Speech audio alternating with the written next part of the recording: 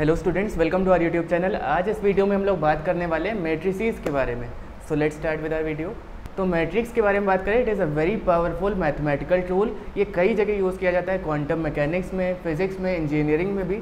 लेकिन अगर इसकी रियल लाइफ एग्जाम्पल्स की बात करें तो आप डेली लाइफ में भी इसको कई बार अपने आसपास देखते हैं। फॉर एग्जाम्पल, आप अपनी टीवी स्क्रीन या मोबाइल स्क्रीन को भी देखेंगे तो उसमें जो छोटे छोटे ब्लॉक्स होते हैं वो भी मैट्रिक्स को ही रिप्रेजेंट करते हैं।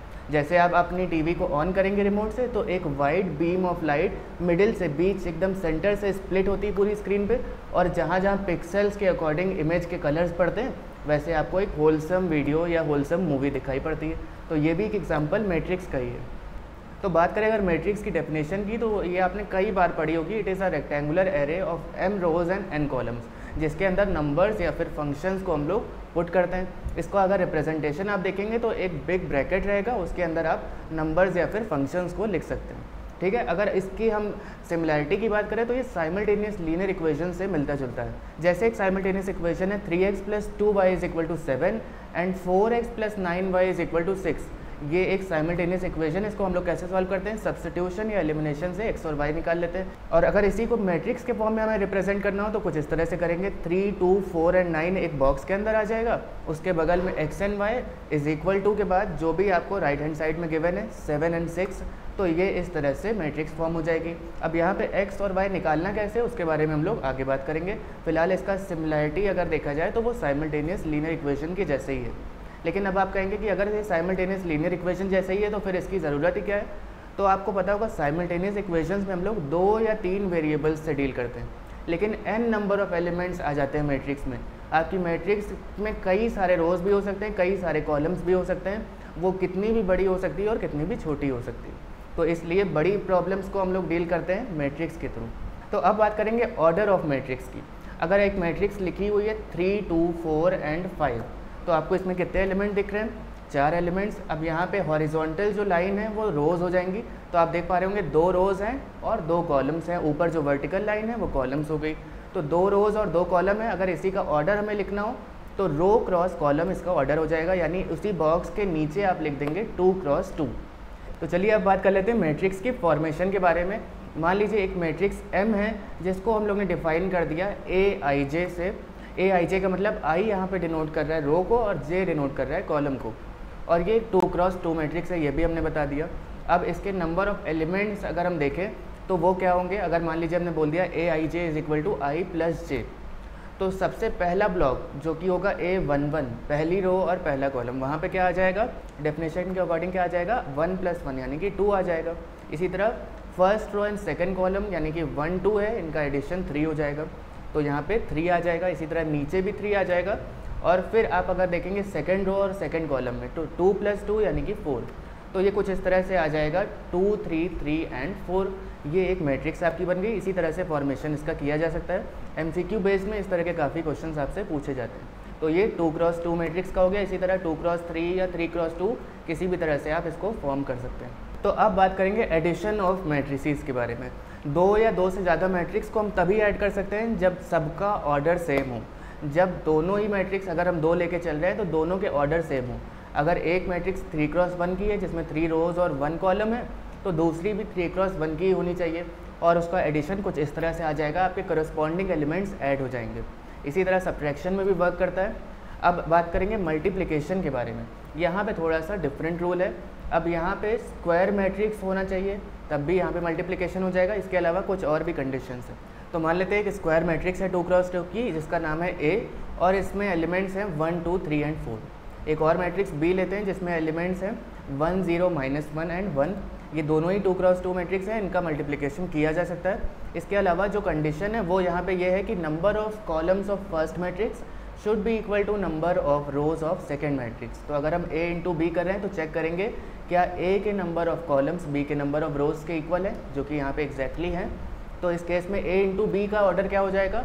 वो जो एक्सट्रीम एलिमेंट्स, आप एक्सट्रीम नंबर्स देख रहे होंगे, वो उसका ऑर्डर हो जाएगा, यानी 2 × 2 A × B का ऑर्डर हो जाएगा। अब अगर इसका मल्टीप्लिकेशन करेंगे A × B का, तो सबसे पहले आ जाएगा 1 × 1 + 2 × -1। ये आपका पहला ब्लॉक आ जाएगा। पहला जो स्पेस दिख रहा है A × B में वो यहाँ पे आ जाएगा। यानी हमने क्या किया, पहली मैट्रिक्स का पहला रो का पहला एलिमेंट लिया और दूसरी मैट्रिक्स बी के पहले कॉलम के पहले एलिमेंट से मल्टीप्लाई किया, प्लस लगाया, और फिर उसके बाद पहली मैट्रिक्स का हमने पहले रो का दूसरा एलिमेंट लिया और दूसरी मैट्रिक्स के पहले कॉलम का दूसरा एलिमेंट, इन दोनों का एडिशन कर देंगे तो जो भी आ गया वो आप पुट कर देंगे a इंटू बी के फर्स्ट स्पेस में। इसी तरह 1 इंटू 0 हो जाएगा प्लस 2 इंटू -1, इस तरह से हमारी पहली रो कंप्लीट हो गई। सेम इसी तरह नीचे वाली रो को लेके चलेंगे और उसको भी मैट्रिक्स बी के दोनों कॉलम्स से मल्टीप्लाई करके रिस्पेक्टिवली उनके एलिमेंट्स लिख देंगे, तो फाइनल आंसर आपका कुछ इस तरह से आ जाएगा। ठीक है, तो चलिए मैट्रिक्स मल्टीप्लिकेशन का एक रियल लाइफ एग्जांपल देखते हैं। मान लीजिए एक मार्केट है, एक स्टेशनरी शॉप है जो डील करती है पेंसिल, इरेज़र और शार्पनर से।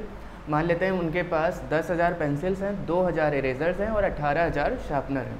ठीक है, तो अब लेट कर लेते हैं कि एक पेंसिल की जो सेलिंग प्राइस है, एक पेंसिल का जो सेलिंग प्राइस है वो 2.5 रुपये है, एक इरेज़र का 1.5 रुपये 1.50 और एक शार्पनर का 1 रुपये है। ऐसा लेट कर लेते हैं। तो अगर हमें बताना है कि टोटल रेवेन्यू कितना जनरेट हो रहा है तो उसके लिए हम लोग सिंपली क्या करेंगे, इसको मैट्रिक्स के फॉर्म में रिप्रेजेंट कर लेंगे।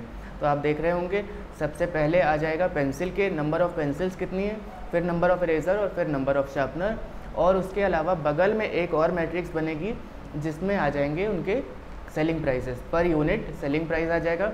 अब आप देख रहे हैं यहाँ पे number of columns of first matrix जो कि इक्वल है number of rows of second matrix के, तो इनका मल्टीप्लिकेशन किया जा सकता है। मल्टीप्लाई करने पे कुछ इस तरह से इनका रिजल्ट आएगा और टोटल आप देख रहे हैं 46,000 इनका क्या आ जाएगा, इनका टोटल सेलिंग प्राइस आ जाएगा। तो चलिए मैट्रिक्स मल्टीप्लिकेशन पे ही कुछ बेस्ड MCQ देखते हैं। अगर A एक मैट्रिक्स है, Aij is a square matrix of order 2 such that Aij is equal to 1 when I is not equal to j। तो इसको डिफाइन कुछ इस तरह से किया गया है। आपको पता है A11 A12 हो जाएगा, A21 और ये A22 हो जाएगा। तो इसमें डिफाइन कुछ इस तरह से किया गया है कि जब रोज़ और कॉलम इक्वल होंगे तो उस केस में वो 0 हो जाएगा। Aij is 0 when I is equal to j, तो यहाँ पे 0 आ गया, यहाँ पे 1 आ जाएगा when I is not equal to j, तो 1 है, और यहाँ पे भी 1 और ये 0 हो जाएगा। तो हमें बताना है A स्क्वायर यानी A इंटू A बताना है, यानी 0 1 1 0 मल्टीप्लाइड विद 0 1 1 0। तो चलिए इसका मल्टीप्लिकेशन देख लेते हैं फिर से एक बार कैसे करेंगे। 0 इंटू 0 आपको डायरेक्टली लिखना है, लेकिन एक बार समझ लीजिए 1 इंटू 1 ये पहला इसका एलिमेंट हो गया, फिर 0 इंटू 1 प्लस 1 इंटू 0, फिर 1 इंटू 0 हो जाएगा, ये वाला इससे मल्टीप्लाई हो जाएगा 1 इंटू 0 प्लस 0 इंटू 1, ये वाला एलिमेंट यहाँ से 1 से मल्टीप्लाई हो गया। इसी तरह 1 इंटू 1 प्लस 0 इंटू 0। तो सॉल्व करने पे ये क्या हो जाएगा, A square will be equal to 1 0 0 and 1। तो ये आपका यहाँ पे आंसर हो गया है। तो यहाँ पे आप देख पा रहे होंगे option D is the right answer. ठीक है, चलिए अगला क्वेश्चन देखते हैं। A and B are true matrices of order 3 cross M and 3 cross N। तो A और B इनका ऑर्डर है, A का ऑर्डर है 3 क्रॉस M और B का ऑर्डर क्या है 3 क्रॉस N। तो इन्होंने ये भी बोल दिया है M और N बराबर हैं, तो हम A को 3 क्रॉस N भी बोल सकते हैं और B को 3 क्रॉस M भी बोल सकते हैं अगर रिक्वायरमेंट हुई तो यहाँ पे हमें ऑर्डर बताना है 5 into A minus 2 into B का। 5 इंटू A का मतलब इस पूरी मैट्रिक्स को, मान लीजिए एक मैट्रिक्स है 1 0 0 1, ये A मैट्रिक्स है, तो 5 इंटू A क्या हो जाएगा, ये एक स्केलर मल्टीप्लिकेशन होता है, ये हम लोग नेक्स्ट वीडियो में देखेंगे भी। तो 5 मल्टीप्लाई हो जाएगा हर एक एलिमेंट से, तो ये कुछ इस तरह से आ जाएगा। तो यहाँ पे 5 इंटू A, ऑर्डर तो आप फिर भी देख रहे हैं दोनों का सेम ही रहेगा। 5 into A minus 2 into B, इसका ऑर्डर बताना है। तो ऑर्डर बताने के लिए आप देख पा रहे होंगे इसमें 3, यहाँ पे दोनों में ही 3 रोज़ हैं, तो 3 तो रहने ही वाला है। अब कॉलम्स की बात की जाए तो वो M भी हो सकता है और N भी हो सकता है। यहाँ पे मल्टीप्लिकेशन तो हो नहीं रहा है, तो यहाँ पे 3 क्रॉस M भी बोल सकते हैं, 3 क्रॉस N भी बोल सकते हैं, जो यहाँ पे गिवन हो। तो आप देख पा रहे होंगे यहाँ पे गिवन है 3 क्रॉस N, तो हम लोग इसी को टिक कर देंगे। अगर 3 क्रॉस M भी होता तो वो भी सही था। चलिए नेक्स्ट क्वेश्चन देखते हैं। 2x प्लस 3 3y 3, इस तरह से एक मैट्रिक्स गिवन है लेफ्ट हैंड साइड और उसको इक्वेट कर दिया गया राइट हैंड साइड की एक मैट्रिक्स। तो अब यहाँ पे करस्पॉन्डिंग एलिमेंट्स को इक्वेट किया जा सकता है, तो हम लोग बोल सकते हैं 2x plus 3 will be equal to 7। यहाँ से x क्या आ जाएगा, x will be equal to 2, क्योंकि 7 माइनस 3 4 हो गया, 4/2 इज़ 2। चलिए अब y के लिए देख लेते हैं। 3y इज़ इक्वल टू -9, ये गिवन है आपको यहाँ से, तो y आ जाएगा -3 के बराबर। अब z के लिए कंपेयर करेंगे तो आप देख रहे हैं यहाँ पे 3z plus 1, 3z plus 1 is equal to 25, तो 3z हो जाएगा 24, z will be equal to 8। तो चलिए नेक्स्ट क्वेश्चन देखते हैं। आप चाहे तो इसको वीडियो पॉज करके ट्राई कर सकते हैं। सिंपल ये मैट्रिक्स मल्टीप्लिकेशन का क्वेश्चन है। a और b आपको गिवन है और आपको a इंटू बी बताना है। सबसे पहले हम a का ऑर्डर देखेंगे, 2 क्रॉस 2 है, b का भी 2 क्रॉस 2, तो इसके नंबर ऑफ कॉलम्स और इसके नंबर ऑफ रोज इक्वल है। तो अब जो a इंटू बी का ऑर्डर आएगा वो 2 क्रॉस 2 हो जाएगा, यानी 2 रोज और 2 कॉलम, एक तरह से ये एक स्क्वायर मैट्रिक्स के फॉर्म में आएगा। तो चलिए इसको सॉल्व करते हैं। 200 into 50 which is 10,000 plus 50 into 2 यानी कि 100 हो जाएगा। इसी तरह 200 इंटू 40 8,000 हो गया, प्लस 50 इंटू 3 यानी कि 150। सेम इसी तरह नीचे वाले रो के लिए करेंगे। 10 इंटू 50 500 प्लस 2 इंटू 2 4 हो गया, 10 इंटू 40 400 और फिर 2 इंटू 3 6। तो सॉल्व करने पे ये आ जाएगा ऑप्शन ए के बराबर। देखिए यही सेम चीज़ ऑप्शन ए में गिवन है आपको।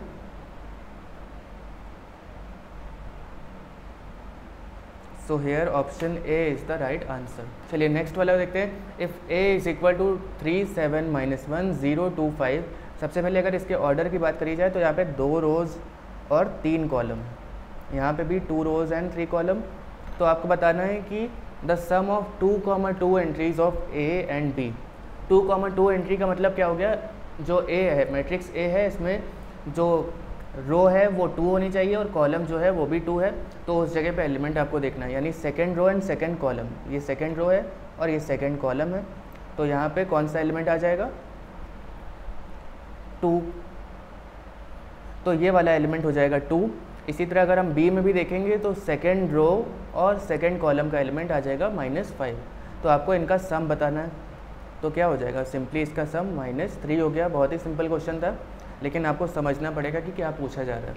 तो इसका आंसर हो गया ऑप्शन बी -3। ठीक है, तो आई होप आपको मैट्रिक्स की बेसिक इन्फॉर्मेशन अच्छे से समझ में आई होगी। नेक्स्ट वीडियो में हम लोग टाइप्स ऑफ मैट्रिसेस और उन पे बेस्ड MCQ करेंगे। तो मिलते हैं आपसे अगली वीडियो में।